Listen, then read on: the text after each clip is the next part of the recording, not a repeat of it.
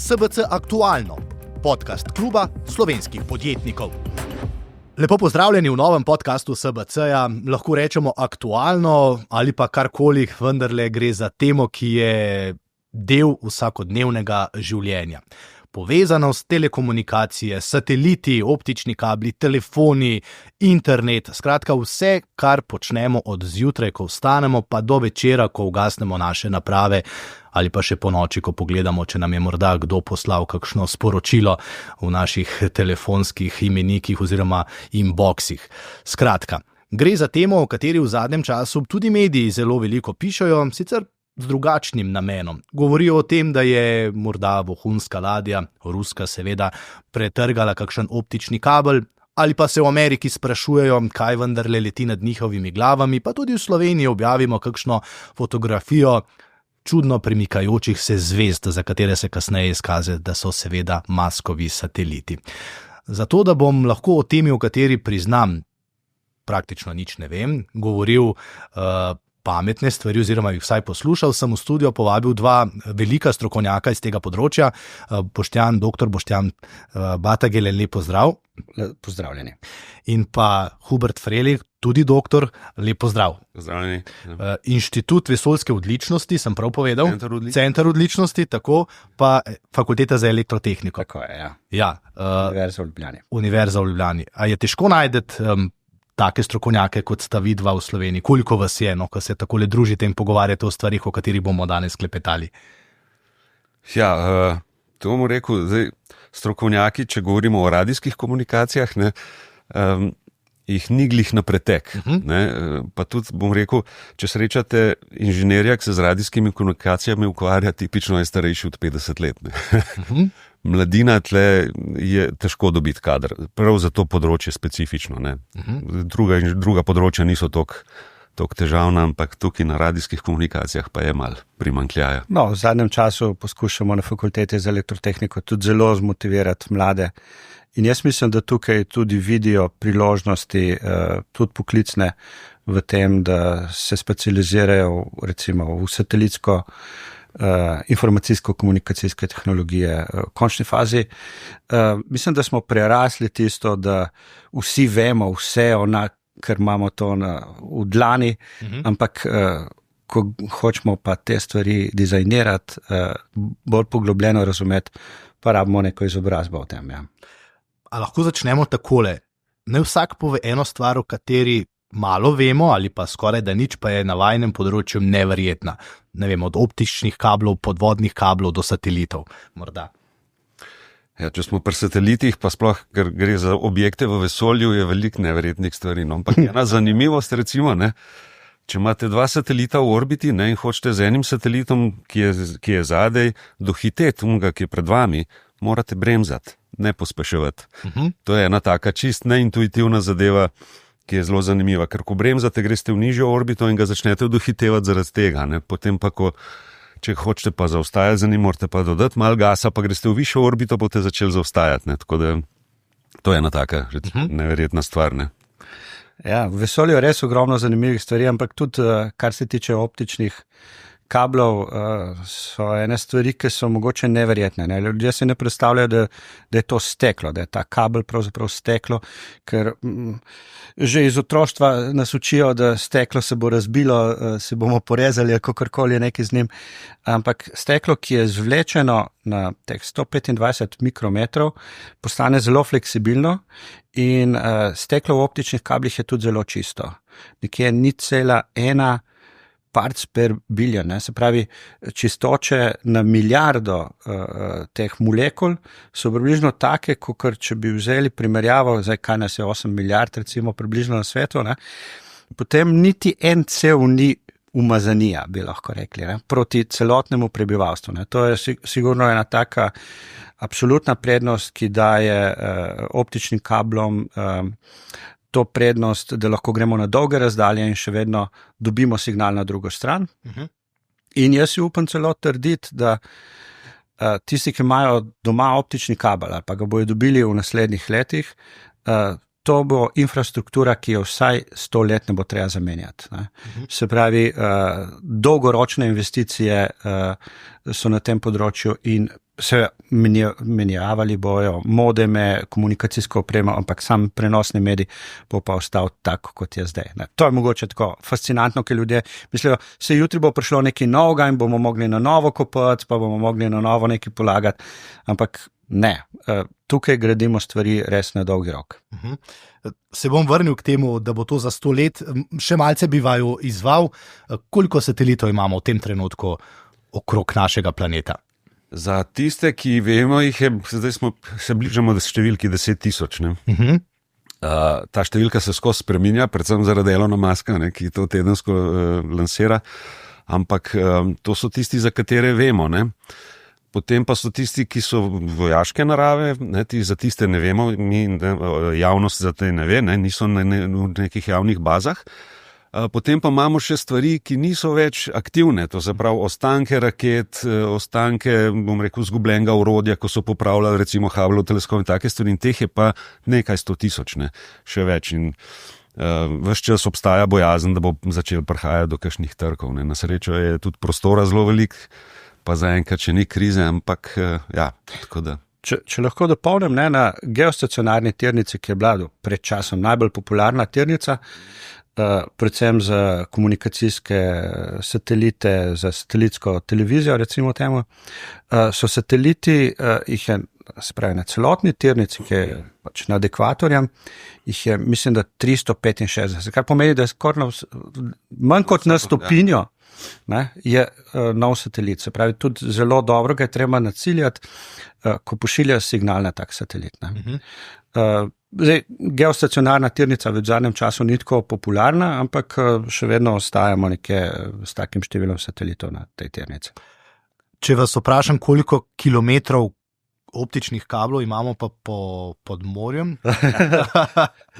Ja, to so pa številke, ki tudi stalno naraščajo. Zdaj, imamo sigurno več kot 100 kablov, ki zmorejo vsak posebej že terabit, preko mogoče 100 terabitov na sekundo. Se pravi, zelo zmogljiva omrežja. Če bi pa vse to sešteli, bi pa mogoče prišli nekajkrat do Lune in nazaj, ali pa bi mogel malce poračunati. Ja. In vse to leži pod oceani? Vsi optični kabli ne ležijo pod oceani, nekaj jih leži tudi, seveda, jih je vkopanih v drugi infrastrukturi, železnicah, avtocestah, tudi v Sloveniji, tako ob plinovodih, potem so celo ločene trase, pa celo ob energetskih omrežjih. Se pravi, kjer je že neka infrastruktura, se polaga tudi običajno tudi optično vlakno. Optično vlakno, ker je to steklen material, se pravi, steklo je to dielektrik, ima še to dobro lastnost, da zelo malček, ali pa lahko rečemo celo nič, moten ne pobira iz okolice in nič ne moti drugih. Se pravi, v končni fazi na visoko napetostne daljnovode se lahko polaga optičen kabel in nima tam nobenih vplivov, celo obratno lahko ga uporabljamo celo tako kot senzor, da zaznavamo temperaturo daljnovodov in se mogoče na ta način izognemo nekim problemom, kot je bil žled pred 10 leti, podobne stvari. Ja. Še ena stvar je taka fascinantna, se pravzaprav je na tem področju, na katerem vidva delujeta, nešteto fascinantnih stvari, ampak če bi sam zdaj odprl računalnik in vtipkal neko japonsko spletno stran, sem prebral, potem bi ta signal potoval po teh optičnih vlaknih do Japonske, odprl to spletno stran oziroma našel podatke in pripotoval nazaj v manj kot sekundi. Seveda, zakasnitve v omrežju so zelo pomembna stvar. Ta signal, zdaj, če bi to počel iz telefona ali pa tudi iz prenosnega računalnika, bi teh nekaj prvih metrov šel brezžično, se pravi do bazne postaje, do Wi-Fi routerja ali kakorkoli, potem pa zelo hitro na kabel. In zelo hitro tudi čim prej poskušamo na optičen kabel, ker je to res najbolj širokopasovni medij. In seveda, zdaj, ljudje si dostikrat predstavljajo, da če bojo to je zdaj tako malo, jaz sem malo občutljiv na te stvari, ko to slišim, ne, uporabljajte optične komunikacije in vaši signali bojo potovali s svetlobno hitrostjo, ne. To je nekaj, kar pa res ne drži, ne, zato ker vse druge lastnosti imajo optične komunikacije in stekleno optično vlakno, razen to, da hitrost svetlobe se pa zmanjša na 2/3 tega, kot bi bilo v praznem prostoru, ker potuje po steklu, ki ima, se pravi, lomni količnik 1,5. Ne? Ampak kljub temu zakasnitve poskušamo narediti čim manjše, ne? Se pravi, če bi hoteli še manjše zakasnitve, ja, to je pa zdaj ta ideja, ki jo je tudi imel Elon Musk z Starlinkom, ne? Ko je pravzaprav, če hočeš dve točki na Zemlji povezati, z manjšimi zakasnitvami se bolj splača na nizko zemeljsko tirnico medsatelitske povezave, ki so prostozračne v praznem prostoru, je to vseeno hitrej, kot bi bilo prek optičnih kablov pod oceanom, recimo. Ne. Ampak na Japonsko, ja, to, kar bi vtipkali v računalnik, ne gre preko Starlinkovih satelitov, razen če bi seveda doma imeli anteno za Starlink. Ja. No, to je tudi ena izmed zmot, v kateri sem tudi sam živel, da je v resnici satelitska povezava hitrejša od optičnih kablov. Ja, satelitska povezava, to je tako, zdaj pa zelo odvisno od tega, kje je ta satelit, ali v visoki orbiti, ali torej nizka orbita, recimo tukaj govorimo potem o nekaj desetinkah sekunde, ne? Če pa gremo na geostacionarno, imamo pa 1/4 sekunde zakasnitve, ne? Pa še nazaj, ne? In potem se tle stvari začnejo vleči. Ne? Dejstvo je pa, da signal v praznem prostoru potuje hitrej, kakor po kablu. Kot je že Boštjan povedal, ne, tam je 2/3 tle pa dejansko v praznem prostoru pa je svetlobna hitrost. Ampak mi moramo pri zakasnitvah vedeti še eno stvar, ne, da tukaj vsaka naprava, v katero signal pride, mora ta signal obdelati, ga poslati na ustrezen vod naprej, ali na ustrezen kanal in tukaj tudi pride do zakasnitev. Ne. Tako da so te zakasnitve tipično večje od teh zakasnitev, ki jih signal za samo potovanje porabne. In zato so tudi recimo omrežja danes tako grajena, da te, če ste že slišali za Content Delivery Network, ne, to se pravi, imamo vozlišča, kjer so vsebine fizično približali končnim uporabnikom, ne, ravno zaradi tega, da so te zakasnitve manjše. Ne, ker če bi mi dejansko vse, kar hočemo z nekega drugega kontinenta dobiti, bi to trajalo. Ne. Pa če vsi to delamo, ne, pa potem bi bila omrežja zelo obremenjena, zato so v bistvu en ključnih, bom rekel, momentov, da smo mi lahko začeli recimo pretočni video na spletu dobiti, pa tako, da je to res hitro delali, je ravno to, ne, da so te vsebine tudi fizično približali končnim uporabnikom, se pravi, ta super vozlišča po svetu. Ne. In ta zakasnitev, ne, mogoče še najbolj pomembna v enem sektorju, ki je bančni sektor. Se pravi, za trgovanje med borzami, na borzi in tako dalje, se pravi, tam dejansko se pa res potrudijo in naredijo povezave z najnižjo zakasnitvijo. Ne? In tam se stvari počnejo z radijskimi komunikacijami na stolpih, optično vlakno je tukaj zgubi. Ne? In ena od špekulacij, ne, je tudi ta, da je Elon Musk si zgradil Starlink zato, da lahko z najnižjimi zakasnitvami komunicira med borzami. Zdaj, koliko je to res, koliko ne, je drugo vprašanje. Ampak vemo, da par potez je takih naredil, da niso bile čist resnične, kot je v začetku obljubljal. Recimo, da bo Starlink večinoma namenjen Afriki in drugim državam. Če pogledamo zemljevid, samo par je afriških držav, kjer je omogočen trenutno Starlink. Ne? Je pa v razvitem svetu zelo omogočen. Ne? Ja, nič, pa dajmo zdaj o Starlinku, no, kakšno morda še reči. Sami ste prej rekli, 222 izstrelitev Muskovih satelitov je bilo. Je bilo do zdaj, ja. Se pravi, od tistega, ko je napovedal, ne, se pravi, to je bilo januarja 2015, ko je slavnostno napovedal Musk, da bo začel ta projekt, ki se je zdel precej neverjeten, zato ker parkrat so se že drugi ljudje in rečemo druga podjetja opekla na tem področju, se pravi, da bi vzpostavila neko tako malo večjo konstelacijo satelitov in so precej klavrno končali. In po 4 letih je začel izstreljevati satelite, se pravi, zdaj nekako v 5 letih je bilo teh izstrelitev že, kakor sva rekla, čez 200, s tem, da naenkrat peljajo tudi po 60 satelitov lahko v tirnico. In to je tista ogromna številka satelitov, ki je zdaj v zadnjih 5 letih. 10 tisoč, ampak on jih je napovedal, 12 tisoč svojih satelitov. Torej, najbolj drzna napoved je bila 42 v resnici, 42 tisoč, ampak 12 v teh nizkih orbitah, potem pa še v višjih orbitalnih ravninah napoveduje, da bo tudi zgradil omrežje. Ne? Zdaj, kaj točno hoče on s toliko sateliti početi, ne vem.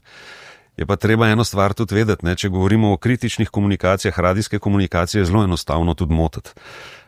Se pravi, če vi recimo pomislite, signal, ki prije satelite je šibek in vi ne rabite zelo velike energije, da boste tukaj en motilc pržgal, ki bo te signale posvinjal in ne bo nič s temi komunikacijami, tako da tle se treba zavedati, da radijske komunikacije imajo tudi svoje šibke točke. Ne?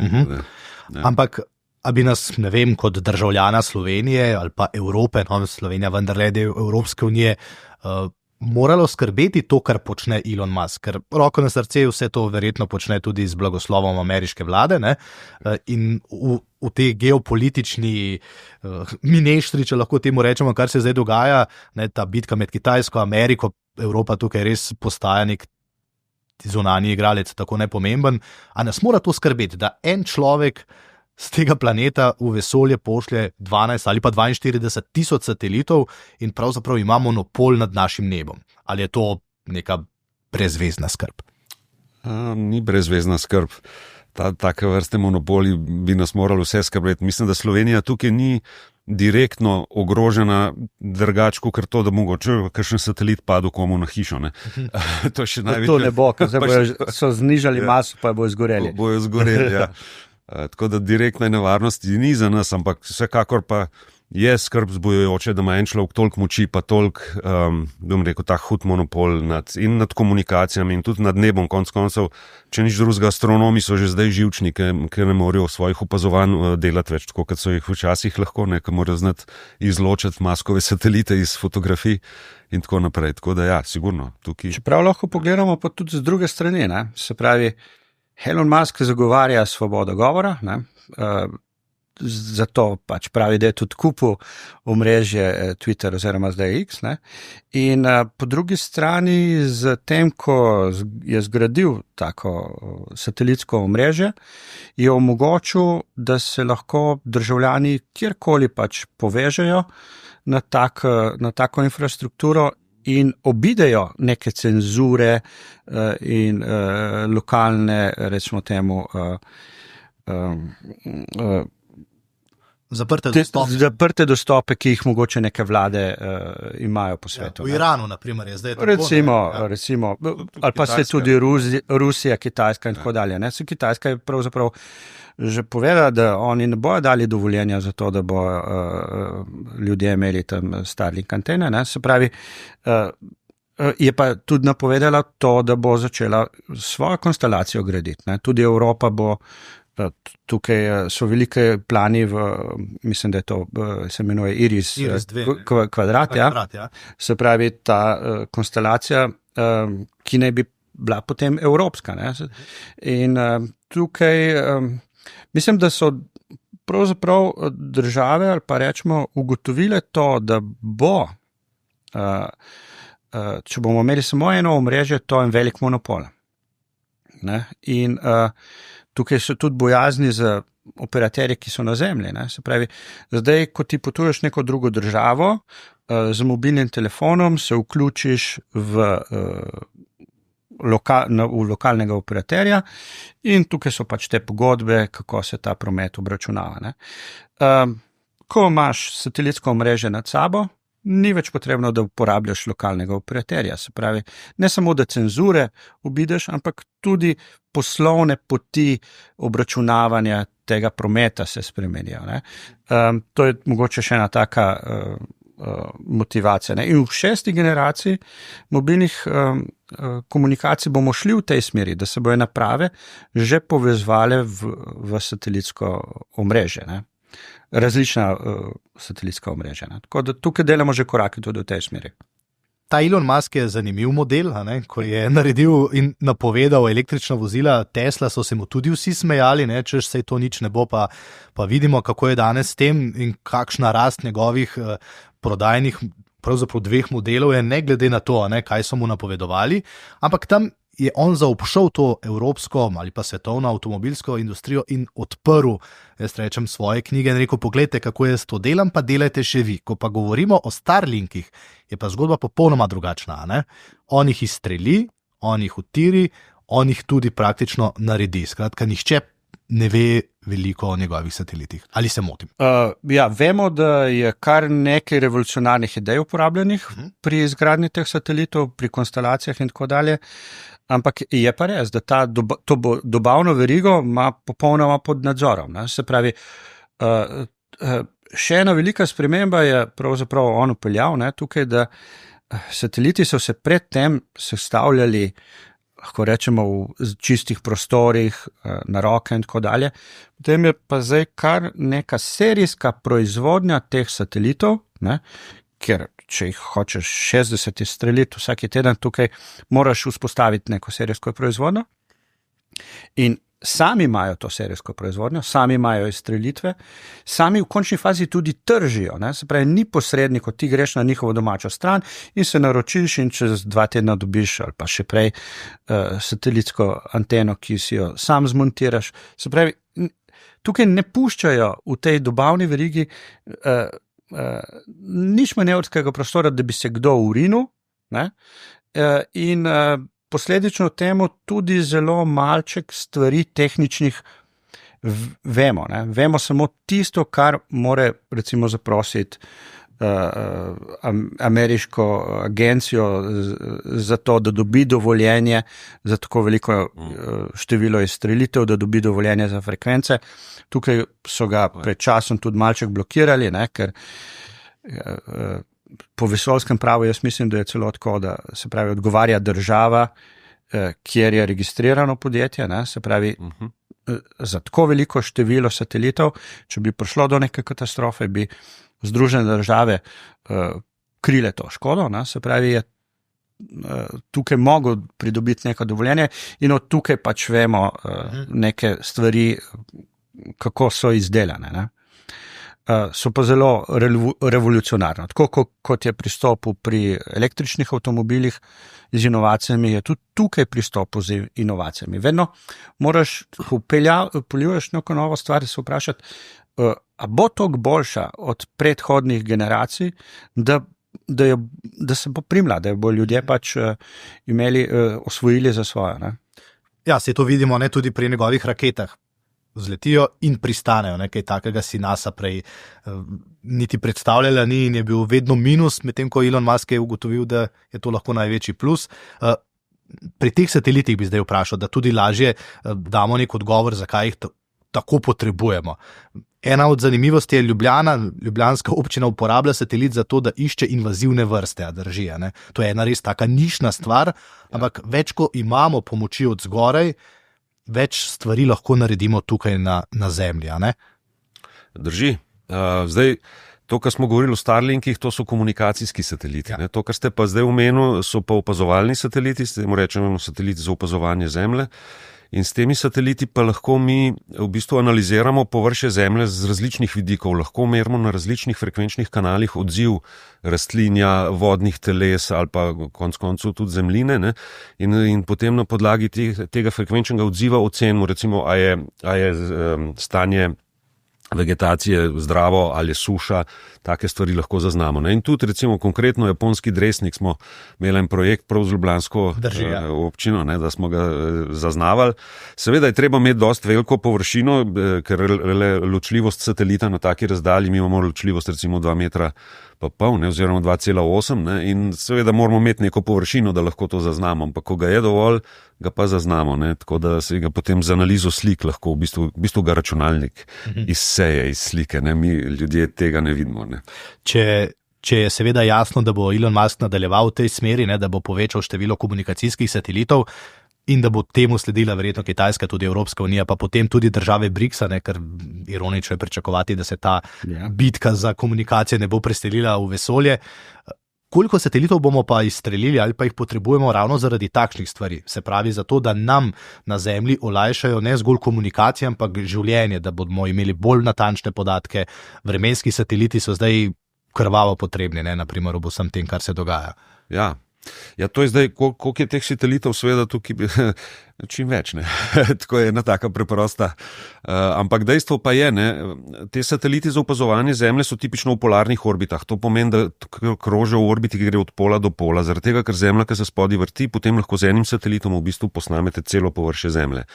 Ampak seveda z enim satelitom gre to počas. Se pravi, če jih imate recimo 6 v orbiti ali pa celo 6 v različnih orbitalnih ravninah, ki so simetrično porazdeljene po obodu, ne, potem lahko pa ta čas obiska ponovnega iste lokacije veliko poboljšate. Ne. Tako da tukaj več kaj satelitov, boljš boste imeli, gostejše boste imeli podatke, boljše časovne vrste boste lahko delali in več analize naredili. Ne. Tako da tukaj ni neke številke, ki bi rekel, toliko bi jih bilo treba, ne, ampak tudi je zelo odvisno od tega, kaj želite opazovati. A hočete opazovati kakšne stvari, ki se hitro spremenjajo, recimo slediti ladijski promet, pa probati zaznati recimo pirate, ne.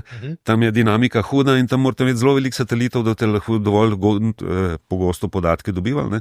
Če pa hočete recimo samo neke spremembe, ki so na letne čase vezane, imate pa dosta en satelit. Ne. Pirate ste omenili, pa ladijski promet, dobra iztočnica za eno vprašanje. Ko smo na morju, nam satelit, včasih so se seveda mornarji ravnali po zvezdah, zdaj, če te motijo Starlinkove zvezde, se morda malce zmedeš, pa se seveda obrneš in zaneseš na satelite. Ampak zdaj, če pluješ pa tam mimo Severne in Južne Koreje, imaš pa lahko kar težave, a ne? Ja, danes se zanašamo predvsem vedno na satelitske navigacijske sisteme. Ne? Ja, in tukaj pri satelitskih navigacijskih sistemih je že prišlo do tega, kar smo prej govorili. Ne? Se pravi, imamo ameriški sistem, imamo evropski sistem, kitajski, indijski, japonski. Ne? Se pravi, se je že segmentirala stvar, čeprav bi lahko rekli, nekateri od njih pokrivajo celotno Zemljo, ne, so res globalni, ne, nekateri so pa lokalni. Ne, in mogoče je bil to tak prvi pokazatelj, da je konc te globalizacije. Ne. Mi ne zaupamo več samo enemu sistemu, mi hočemo imeti tudi svojega, zato da bomo neodvisni od tega. Je pa res, da v zadnjem času prihaja do zelo resnih motenj vseh teh satelitskih navigacijskih sistemov. Razlogi so lahko zelo različni, od osebnih, ker ljudje pač nočejo zdajati svoje lokacije in nosijo s sabo nelegalne motilnike, pa jih vozijo s seboj v vozilih, ali pa do tega, da ta vojna žarišča, kjer jih imamo, ali pa neke spore med državami, se med sabo nagajajo in se motijo. Ne. Recimo vemo, da ta primer, Južna in Severna Koreja, ne, ta zalivski tok odnaša določene smeti v Severno Korejo, potem jih Severnokorejci naberejo v vreče in dajo na balone in spustijo nazaj. Ne. In ko to spuščajo, pravzaprav motijo navigacijske sisteme, zato da pač ne bi mogli razstreliti Južni Korejci tega na njihovem ozemlju, ampak s tem motijo tudi ladijski promet, letalski promet in mogoče je pravzaprav tukaj, lahko rečemo, Južna Koreja en korak pred svetom, ker razmišlja, zelo intenzivno razmišlja, kaj narediti zato, da bi še vedno vozila ne bila izgubljena, recimo, ne, obstala v končni fazi tudi zaradi tega in poskuša postavljati spet stare pomorske sisteme, kot je LORAN, poskuša graditi navigacijske sisteme s pomočjo radijskih oddajnikov, televizijskih oddajnikov, kjer tudi imamo, se pravi, te svetilnike, s pomočjo katerih bi se lahko orientirali. V končni fazi tudi omrežje 5G nam to omogoča in tako dalje. Se pravi, tukaj sigurno, jaz pravim, da je še ogromno dela za inženirje, ne? In če smo pred leti govorili, zdaj globalizacija, to bo neka skupina inženirjev, ki bo reševala ta problem za cel svet, ne? Se zdaj jaz bolj vidim, da bomo rabili več skupin inženirjev, ki bojo reševali te probleme zelo lokalno in v končni fazi tudi skrivali te rešitve pred ostalimi, da pač ne bomo bili na udaru. Ne? In tudi v Sloveniji smo že precej resno razmišljamo o tem, vemo, kaj se dogaja tudi ob ukrajinski meji z motenjem navigacijskega. Mogoče ena služba, ki je najbolj pod udarom, so geodeti, ne, ki pridejo zakoličiti neke stvari, in če je neka geodetska naprava motena, ne, najslabše je, če geodet ne ve, da je moten, ne, in da mu samo izpiše nek napačen rezultat. In tukaj smo zdaj v zadnjih 2 letih tudi na fakulteti vzpostavili tako merilno mesto, da lahko verificiramo opremo in pogledamo, ali bo ta oprema sporočala lažen rezultat ali enostavno ne bo delovala. Ne? Se pravi, ali imamo tudi kakšne mehanizme, da se ščitimo proti tovrstnim motnjam. Ne? Se pravi, tukaj bojo bolj kot ne neke nove rešitve inženirske potrebne, ja? v tej smeri. Ja? Kaj pa v vesolju, naprimer, ena izmed tistih znanstveno-fantastičnih idej, ne, da lahko en satelit razstreli drugi satelit, ne samo moti, ne, ampak ali pa ga lovi, kot ste na začetku rekli, oziroma zaostaja za njim, ampak ga dejansko tudi razstreli. Kaj bi, če se to bo nekoč zgodilo, verjetno se bo, ne, kaj bi to pomenilo, ne vem, za dogodke na Zemlji? Koliko bi to vplivalo? Tako je, ja. Zdaj, če smo že pri razstreljevanju satelitov, Rusi so tesno že enega z balistično raketo uspeli razstreliti. Jaz mislim, da so vsi že poskušali. Ta ruska je bila najbolj odmevna. Ja. Dejstvo je, da seveda razstreliti en satelit, to pomeni veliko drobcev, ki bojo nekontrolirano pluli po vesolju.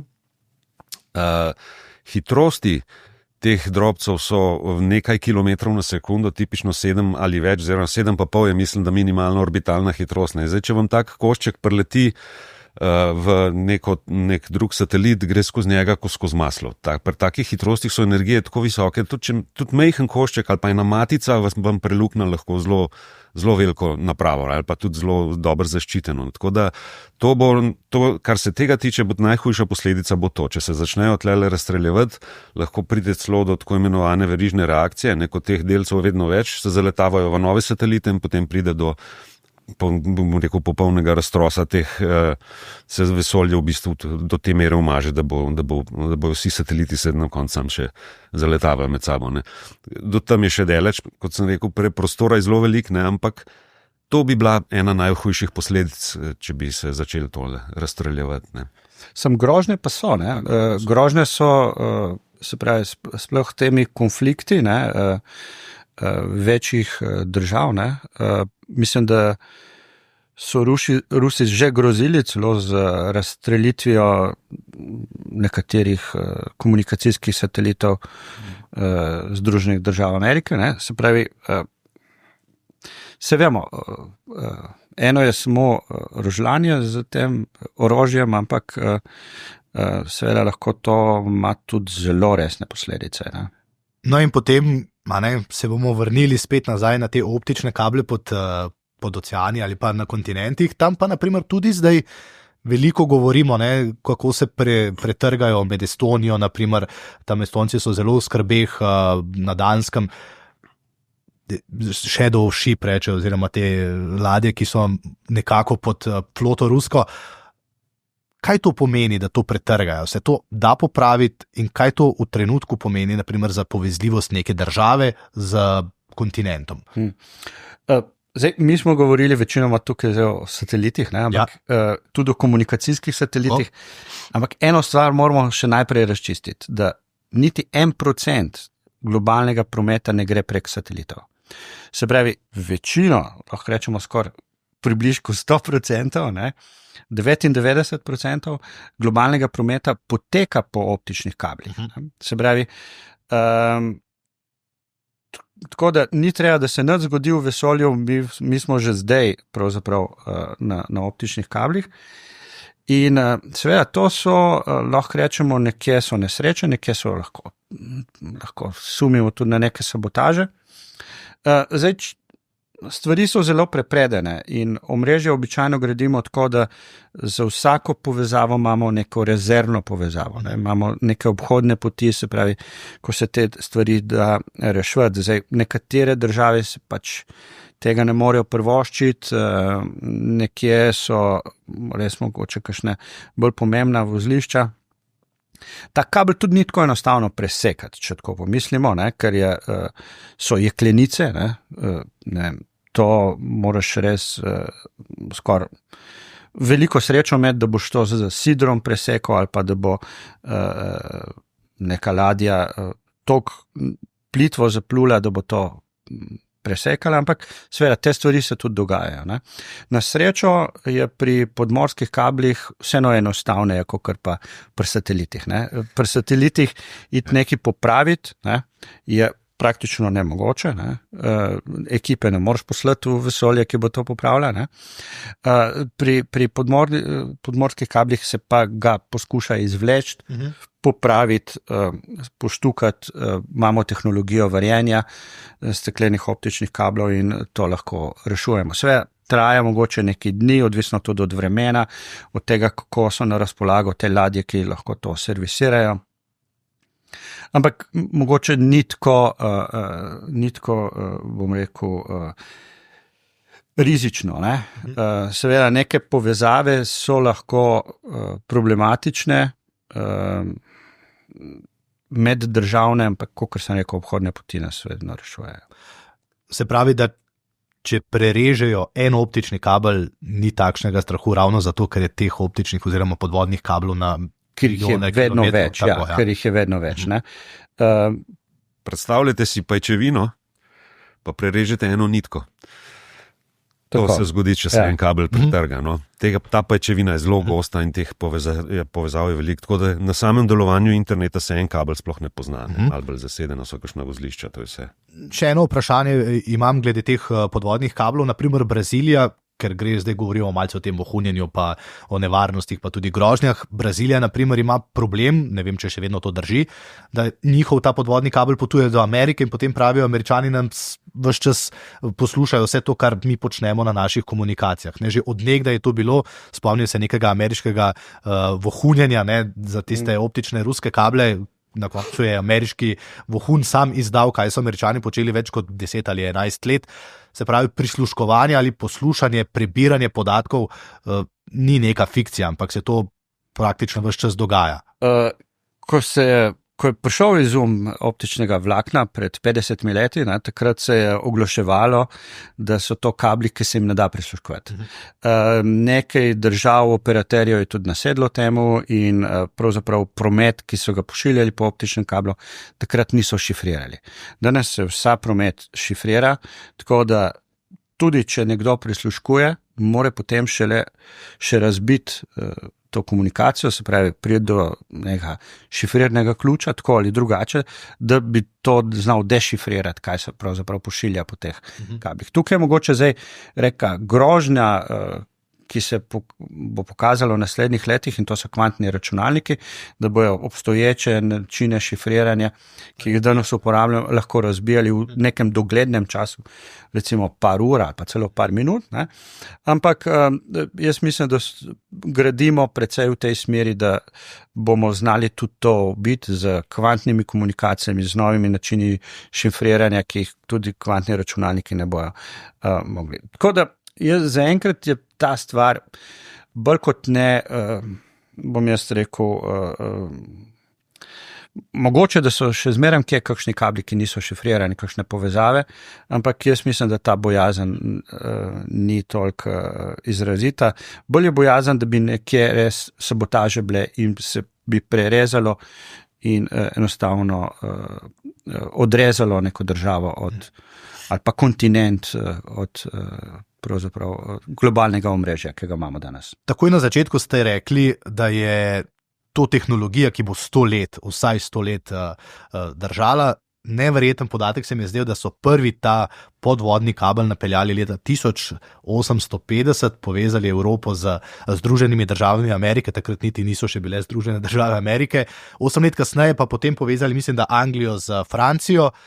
Se pravi, leta 1850 smo že pošiljali telegraf pod oceanom. Do takrat, če niso bili optični kabli, ne, so bili električni kabli, potem kasneje, kasneje so bili koaksialni kabli in potem so pa nekje v 80-ih letih pa prevzeli to bistveno optični kabli. Ne. Prav zaradi te čistosti stekla, ki sem jo omenil v začetku, ne, in teh izredno majhnega slabljenja. Ne. Mi lahko potujemo s signalom 100 km, ne, in se ta signal oslabi 20 decibelov, kar bi rekli 1% tega signala še vedno pride na drugo stran, kar je dovolj, da detektiraš. In potem imamo še ojačevalne stopnje, ki jih lahko koristimo in tako dalje. Ne. To so vse te lahko rečemo, dokaj zrela tehnologija danes, ki jo uporabljamo. Ja. Vi ste zdaj omenili te ojačevalce. V Sloveniji imamo 2 bazni postaji, ali kako se jim reče, eno na Barju, ki pa lovi ta drug signal iz vesolja. To so pa zemljske postaje. Ja, to je pa, bom rekel, te so pa namenjene izključno komunikaciji s satelitom. Ja. Tako da v bistvu te antene so prvič zelo velike, tipično, ker morajo to energijo, ki jo je zelo malo, iz satelita prije do nas, mora s čim večjo površino zbirati, pa jo koncentrirati v eno točko, ne, kjer potem namestimo dejansko sprejemno antenco in ta antena mora še več znati, ne, ker so sateliti v nizkih orbitah, letijo čez nebo, recimo 10 minut ga vidimo na nebu, potem pa gre spet naokrog, ne, in mora ta antena znati satelitu slediti, se pravi, mora se v 3 dimenzijah znati gibati, ne, tako da, ker bistvo vsega je, da vi zelo točno zadanete smer antene proti satelitu. Bolj, ko ste točno zadeli, več boste podatkov lahko v časovni enoti prenesli, tako da to je v bistvu tisti ključen del, ki ga mora taka antena znati, ne, ja. In mi imamo 2. Torej imamo 2 sprejemni, pa eno oddajno. Na fakulteti za elektrotehniko imamo tiste, ni reflektorska, je drugačna izvedba. Ampak tam tisto uporabljamo za pošiljanje ukazov proti satelitu, da mu povemo, kaj naj dela, pa da mu povemo ali pa celo popravimo kakšen program, če se izkaže, da je treba kakšen popravek narediti. Te, ki imamo še 2, eno v Kopru, pa eno v Ljubljani, te so pa sprejemne, ja. So pa izključno za sprejemanje signalov. No, imamo pa v Sloveniji zelo uspešno tudi podjetje STN, ki ima preko 100 takih oni anten. Oni so prav hub, ja, ampak za geostacionarne, ja, za komunikacije, ja. Oni imajo pa... To so pa na tistih geostacionarnih tirnicah, ne, in pokrivajo pošiljajo sliko in rečemo tudi internet signale danes že na te geostacionarne satelite, kjer imamo sicer večje zakasnitve, ampak... Ja, to je čist drug tip anten, ne, ker satelit v geostacionarni orbiti je večinoma primer, ne, malo osmico riše po nebu, ne, in te antene so narejene prvo za kompenzacijo tega gibanja satelita, ne, niso, da se premikajo, da pokrijejo celo hemisfero. Ne, ja, ne omogočajo te hitrega premikanja. Se tudi Elon Musk, ne, tukaj je mogoče tudi ena njegova prednost, ne, ker te antene, ki jih končni uporabnik dobi domov, ne, se ne hitro premikajo, ker narediti mehaniko, ki se bo zelo hitro premikala, ne, da bo sledila v nekaj minutah preletom, ne, prej ko slej bo treba to, če ne podmazati, bo podvrženo nekim okvaram in tako dalje. Tako da je zelo inovativno, so to rešili, da je elektronski snop, ki v bistvu sledi tem satelitom. Ne. To je bilo prej poznano iz radarske tehnike, v komunikacijah pa pravzaprav še ni bilo uporabljeno. Še eno vprašanje bi postavil, podvodnega kabla pa Slovenci nimamo, ne? Ne, podvodnega kabla nimamo. Ker imamo premalo morja še za ta kabel? Šala, no? Ali ne, lahko, mislim, to je zdaj mogoče neko tako vprašanje. Mi imamo dobre povezljivosti z sosednjimi državami, se pravi preko kopnega in zaenkrat take potrebe nimamo, razen če bi hoteli postati neko vozlišče, recimo sredozemsko vozlišče, ne? Kar pa ne vem, če je tudi cilj tukaj, ne. Tako da... Ampak naši južni sosedje pa imajo, ne? Naši južni sosedje pa imajo, se pravi, Hrvaška ima več podvodnih kablov, seveda za povezavo med otoki, za povezavo med Hrvaško in Italijo, direktno brez Slovenije in za povezavo z Grčijo, da pravzaprav jim ni treba plačevati tega prometa, najemati kapacitet pravzaprav. Ne? Spomnim se enkrat neke velike afere, pa tudi politično-gospodarske zgodbe, ko je bilo govora o tem, da bi Telekom Slovenije prodali, in takrat je bil eden od argumentov, da tega ne naredimo, tudi omenili ste infrastrukturo, zaradi kritične infrastrukture, ki jo Telekom Slovenija ima. Zdaj ne govorimo vohunski za nemške potrebe ali pa ameriške, ampak o tem, da pač Slovenija kot država samostojna nekaj pa mora vendarle obdržati. A to velja še danes? Ja, jaz se s tem strinjam. Zagovarjam tezo, da država mora imeti infrastrukturo, mora kontrolirati šolstvo pa zdravstvo. To so 3 stvari, ki jih po mojem mnenju država mora imeti pod kontrolo. Kontroliramo infrastrukturo v kateri danes govorimo? Ja, se pravi, če govorimo o komunikacijski infrastrukturi, potem Telekom ima res zelo, zelo razvejeno omrežje, zelo bogato, ni pa edini. Ne? Tako da tudi tukaj ta del kritičnosti, bi rekel, ni več toliko kritičen, da bi bil samo on, ker so tudi drugi že kar nekaj tega omrežja zgradili. To je seveda v privat lasti, Telekom je še vedno državen, kakor vem. Tako da z tega vidika ima država tle kontrolo, ampak kot rečeno, ni več to tako kritičen sistem, ker ni edini več. So še drugi operaterji, ki imajo kar. Ampak ko govorimo o kritični infrastrukturi, se treba zavedati, da to je infrastruktura, ki jo bomo uporabljali tudi v nekih kriznih situacijah. In spomnimo se, kako je bilo med poplavami, poletnimi 2 leti nazaj. Se pravi, določeno področja so bila odrezana. Se pravi, mi bi mogli kot država poskrbeti za to, da naredimo te obhodne poti, da kjer se nekje pretrga kabel, da še vedno imamo možnost in da te ljudje ne ostanejo sami za sebe odrezani, brez informacij, kar je lahko problematično, seveda.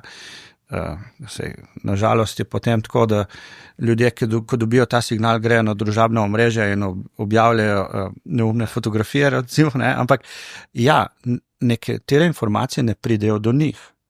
In tudi sami ne morejo mogoče sporočiti, da potrebujejo pomoč. In to je ta kritična infrastruktura, na katero mora država pomisliti. Naprimer pri teh podvodnih vozliščih ali pa kablih, vse več zasebnih podjetij, multinacionalk, vlaga ogromno denarja, milijarde v to, da praktično sami povežejo in položijo ta kabel in ga potem tudi sami nadzorujejo. Govorim zdaj o Googlu, naprimer, mislim, da se Amazon kar precej za to tudi zanima, Facebook, naprimer tudi Apple celo, mislim, da ne.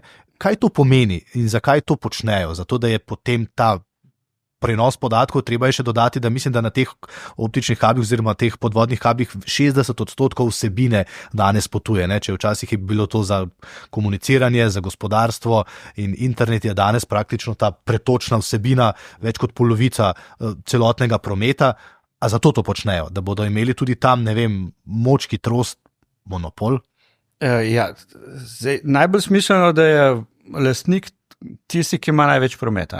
Pred 20 leti, ko pač nismo imeli toliko tega internet prometa, so najpogosteje bili lastniki podvodnih kablov, pravzaprav banke, ki so skrbele za ažurno arhiviranje transakcij, če bi nekje prišlo do neke naravne nesreče. In tako zdaj pač te, ki ustvarjajo največ prometa, postajajo lastniki. Sej, tudi v vesoljski tehniki vidimo nekako na isti način. Se pravi, v začetku, zdaj jaz doskrat pravim, da smo nekje v 3. fazi te vesoljske tehnologije. V začetku so najprej države, ki so imele dovolj proračuna, raziskovale vesolje, izstreljevali satelite.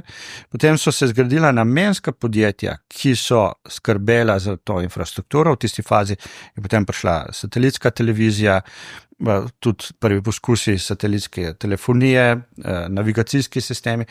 Ja, in danes smo prišli v to fazo, 3., kjer pravzaprav velikani, ki so, recimo informacijski velikani, ki so pridobili denar na drugem področju, ga zdaj investirajo to infrastrukturo v vesolju. Se pravi, njihova osnovna dejavnost pravzaprav ni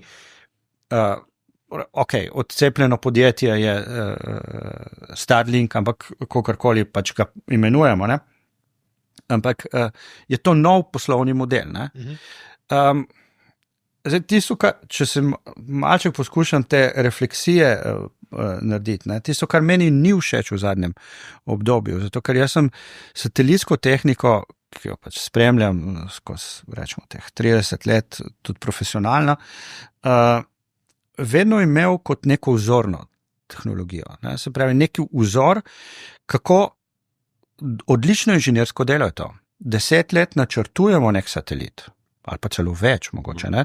Za neke misije in potem ga izstrelimo, ga utirimo in nam služi desetletja.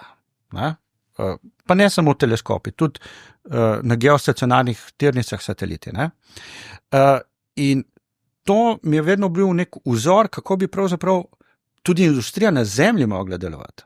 Se pravi, ne to, da mi zdaj rabimo nov telefon vsako leto, nov pralni stroj na 3 leta, avtomobil nov na 5 let in ne vem kaj, ne? Ampak da poskušamo kot inženirji narediti izdelke, ki bojo trajali dlje časa, se pravi, da se poskušamo bolj zeleno orientirati in nažalost sem zelo razočaran, zato ker zdaj namesto, da bi se zgledovali po vesolju, se je vesolje začelo zgledovati po industriji, ne? In so te sateliti v nizki tirnici za življenjsko dobo zdaj še 5-6 let. Ne? Se pravi, ne? Ali pa tudi manj, ne? Se pravi, kot človeštvo gremo v napačno smer, če pomislimo, da si želimo zeleni prehod. To je daleč, to je popolnoma druga smer kot zeleni prehod. In zelene tehnologije. Smo že pri načrtovanju, kako se je to pohitrilo. Včasih so imeli v nas šalo, da ko je dokumentacija za misijo enako težka kot raketa, s katero boste izstrelili, ste pripravljeni, da začnete to delati. Ne? Se pravi, dejansko graditi satelit. Ne? Danes pa Elon Musk je recimo to obrnil. Ne? On ima pa poskusi in napake, ne? So njegova metoda in se pa izkaže, da je bistveno hitreje stvari pripeljal do zrelosti, kakor pa NASA s svojim previdnim načrtovanjem, testiranjem in tako. On je pač, če stvar bomo pogruntali, zakaj je počela, pa bomo poboljšali. Ne? In je on v bistvu bil prvi, ki je dejansko to vesoljsko tehnologijo spravil na nivo ene industrije, da se pravi čim hitreje pa serijska proizvodna. Ne? On trdi, da del, ki ga nimaš ugrajenega, se ne more pokvariti. In je tudi v skubu te satelite na gol minimum, kar rab, da delujejo. Ne? Ampak tisto, kar dela pa dobro. Ne? In takoj, ko vidi, da bi pač rabil nekaj novega, izstreli nove satelite. Ne? In dejansko v 5 letih zamenja vse satelite, ne? Kar je prej bilo nepredstavljivo. Ne? In z novimi komunikacijskimi umestniki, z novimi frekvencami, kar se tiče programske opreme, pa vemo, da jo lahko sproti nalaga, ne? In tukaj tudi tudi ameriška vojska mu je priznala, da je odlično naredil Ukrajini, ko je nadgradil satelite. Ne? Okay. No, sem vedel, da bo zanimiva debata. Ampak ne morem še mimo nekaj takšnih bolj praktičnih stvari.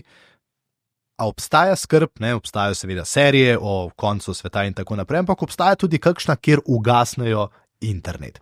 Torej, mi imamo samo en internet, če rečeš v redu, mi ne dela, ne vem, mobitel, ta pa ta, ne, bom vzel drugo napravo, če ne dela T2, naprimer, bom pa Telemach vzel, pa da ne bom zdaj koga užalil, ne, ampak to so zdaj take primerjave. Ampak ali obstaja kakšna možnost, da pa dejansko interneta ne bi bilo več? Ker internet je pa zgolj eden, če prav vem, ne? Ja. Interneta ne morete uničiti več. Okay. Internet je bil... Če zmanjka elektrike, pa še vsega benzina za dizel generatorje in za dosti dolg časa, pol pa ja. Ampak dejansko je bil načrtovan kot vojaško omrežje. Ne? In je ta internetni protokol pravzaprav način usmerjanja v omrežju je bil zasnovan na tak način, da tudi če izpade del omrežja, komunikacija oziroma preostali del omrežja lahko. Zdaj, tukaj so seveda lahko tudi neke razmisleke o tem, ali bi potem, če bi prišlo do tega nekega ugašanja ali pa delitve, ali bi potem imeli 2 internetni omrežji, ki bi bile med seboj neodvisne ali kakorkoli, bi ta drugi del še funkcioniral. Tukaj so malo sigurno je pa to spet neka kritična infrastruktura, ne? Na katero danes, predvsem mlajše generacije, ne znajo živeti več brez tega. Ne? Ja, tudi kakšna hiša se ne bi več odprla. Ne? Naprimer, Mi smo imeli, včasih smo študentom, sem dal nalogo, ki sem jo sicer moram priznati, nisem si jo jaz zmislil, si jo je en moj kolega, preživite 24 ur brez uporabe informacijskih tehnologij. Ampak čizbe, to pomeni ne bankomata, ne telefona, nič. In pol napišejo, morajo napisati, kako je to šlo. Ne? Tako da se izkaže, da so mogli se pripraviti na to, gotovino zdvigniti, v trgovine iti, pa vse prej kupiti, kar rabijo, ker tisti dan ne bojo mogli nič kupiti. Ker čim kupaš, tista blagajna je že informacijska tehnologija. No in tudi zato sem vaju povabil, ker mi to jemljemo kot samoumevno, pa v resnici premalokrat razmišljamo, kaj vse je potrebno, da vse to deluje. In ker bo to seveda delovalo in se samo še širilo od satelitov do teh povezav, a je veliko prostora torej tudi za slovenska podjetja, znanje, inženirje, študente, ali smo Slovenci tisti, ki lahko pristavimo svoj lonček in vedno rečemo, bom pa to počel oziroma bom pogledal, kaj tam potrebujejo. Ja. Pri varnosti je tako, jaz zagovarjam to stališče, da najbolj varna so tiste omrežja, ki so jih gradila, ker so sodelovali tvoji inženirji, ker točno veš, kaj je vgrajeno, ki ga znajo tudi potem upravljati. Ne. Zdaj, če pomislimo, sigurno je ogromno priložnosti. Jaz mislim, da je celo več priložnosti, kot jih je bilo pred 10 leti, ko smo rekli, ena skupina inženirjev bo skrbela za cel svet, zdaj to drobimo na manjše ekipe, ki morajo, kar se mi zdi pa bistveno, imeti tudi rezervne scenarije. Se pravi, če nekaj odpove, kako bomo reševali naprej stvari. Se pravi, to je pravzaprav neka vojaška taktika. Ne? Če si nekje napaden, kako boš potem odreagiral, ne? Če neka blagajna ali pa bankomati ne delujejo več, kako bomo imeli rezervni sistem, da kot družba bomo funkcionirali. In jaz mislim, da to je tisto, kar moramo v naslednjih letih, in to je ogromno dela, ogromno nekih inovacij, ogromno inženirskega znanja potrebujemo za to, da bomo te obhodne poti vse znali pravilno vzpostaviti. Tudi kot jaz vidim te stvari. No. Prej ste rekli sicer, da v vesolju ni dobička, ne? Razen če pogledamo, kakšne dobičkonosne stvari prinese človeštvo, naprimer, ne? Če tako uporabljamo, seveda. Ne? Ja, posredne koristi so zelo velike, ne? Teh je več, seveda. Od tega, da seveda gre za ustvarjanje novih tehnologij, ki so lahko potem koristne tudi na drugih področjih. Ne? Vemo, da danes veliko tehnologij, ki se nam zdijo vsakdanje, ne, ali pa samoumevne, je bilo razvito ravno za potrebe astronautov ali pa za potrebe satelitskih misij, ne, recimo sončna očala, tipičen primer, ki so bile razvite. Šotor, baterijsko orodje in take reči. Ne. To je vse prišlo iz vesoljskih tehnologij. Tako da, kar se tega tiče, to je ena vrsta koristi. Druga vrsta koristi je recimo z satelitskimi tehnologijami lahko izjemno hitro ocenite ali stanje nekih, bom rekel, kultur, ki jih gojite, rastlinja in tako naprej, ali pa ocenite škodo po naravnih nesrečah. S tem, da se pravi, tukaj imate prvič hitrejšo oceno in rabite, 3000 ljudi na teren poslati, da bojo to popisovali, ne? In tako naprej. Poleg tega pa potem seveda lahko to znanje tudi tržite, če hočete, ne? In te stvari se, bom rekel, te učinki koristni se kar množijo med sabo, ne bi rekel, se en drugega v bistvu spodbujajo, ne, ker tukaj gre za dejansko nabiranje znanja in potem seveda postanete konkurenčni tudi tehnološko, ne, z tega vidika, tako da je tudi ta del koristen, ne. Se tudi Nemo HD je zelo inovativna stvar, ne, ker v bistvu prej so te preleti generirajo slike, zdaj pa pravzaprav satelit lahko sledi eni točki. Ne? To je pravzaprav zelo inovativno, ne? Da ob celem preletu opazuje samo eno točko in dejavnost na tej točki. Se pravi, in ima video, ne slike. Tako, ne? Se pravi, se pravi, jaz vidim ogromno priložnosti za slovenska podjetja tudi, da se vključujejo v neke take verige. Slovenci smo znani potem, da smo inovativni in mislim, da bo teh priložnosti še več v bodoče. Koliko slovenskih stvari v vesolju, razen naše astronautke v tem trenutku, no, ki si jo malo lastimo? Koliko je stvari slovenskih? Torej Nemo HD, naš satelit, ki smo ga izstrelili leta 2020, ne, zdaj deluje že 5. leto in to še vedno nominalno, moram ga pohvaliti, res se dobro drži. Načrtovan je bil recimo za 1 leto. Ne. Tako da to potem seveda Mariborčani imajo, en je zdaj se že dol padel, jaz opravičujem, moram si vse. Potem, kar se tiče, profesor Vidmar z naše fakultete je sodeloval pri izgradnji 2 satelitov, radiomaterskih, ne, pred 10 leti.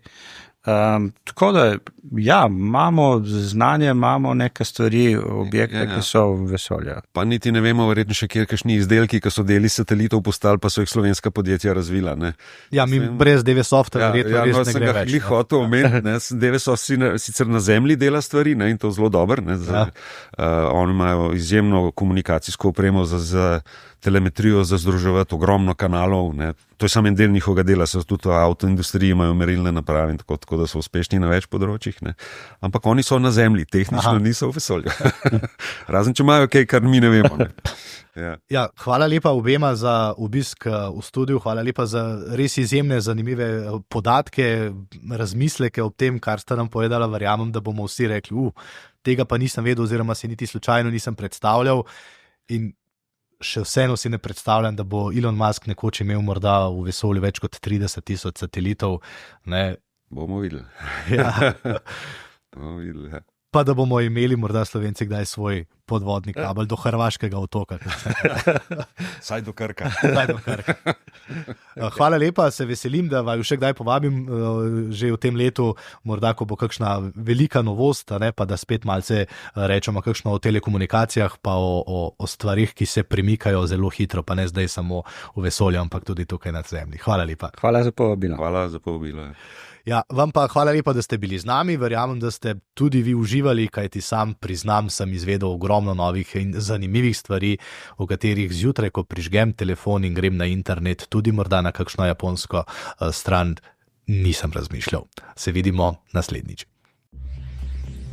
SBC Aktualno, podcast kluba slovenskih podjetnikov.